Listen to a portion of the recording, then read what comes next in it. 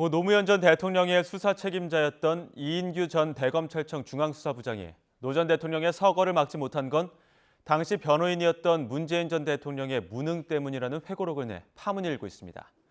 민주당에선 정치검사의 망언이라는 성토가 쏟아졌습니다. 나혜인 기자입니다. 이인규 전 대검 중수부장은 500쪽 넘는 회고록에 누가 노무현을 죽였나라는 부제를 달고 문재인 전 대통령의 책임을 거론했습니다.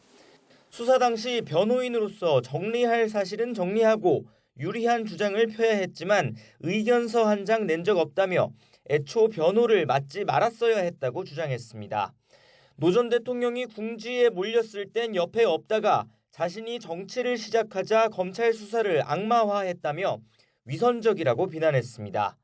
고인의 주검 위에 거짓의 재단을 쌓아 대통령이 됐다는 표현까지 썼습니다. 이 전 부장은 공소권 없이 종결된 노 전 대통령의 수사 기록을 상세히 공개하며 뇌물 혐의는 다툼 없는 사실이라고 주장했습니다. 아들 건호 씨의 미국 주택자금 명목으로 고 박연차 회장에게서 100만 달러를 받은 혐의는 조중동이 가만히 있겠느냐고 부인하면서도 명품 시계 수수 혐의는 면이 서지 않는다며 빼달라고 했다는 노 전 대통령의 진술도 공개했습니다.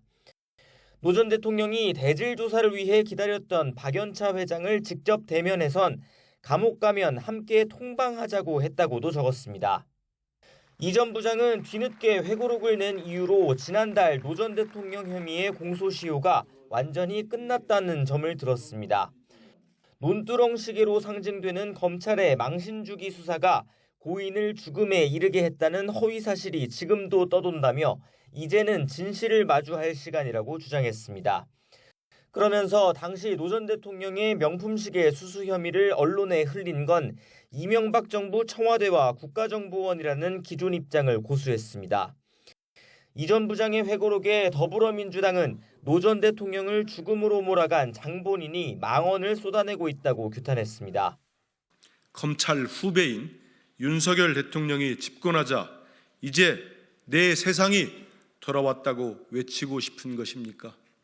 자신의 잘못을 고인에게 떠넘긴다고 해서 고인에 대한 표적, 기획 수사가 정당화되지 않고 노 전 대통령 조사에 동행했던 전해철 의원 역시 무도한 거짓 주장과 파렴치한 행태를 좌시할 수 없다고 격분했고 문재인 정부 국정상황실장을 지낸 윤건영 의원도 정치검사가 검사 정권의 뒷배를 믿고 고인을 2번 죽였다고 성토했습니다.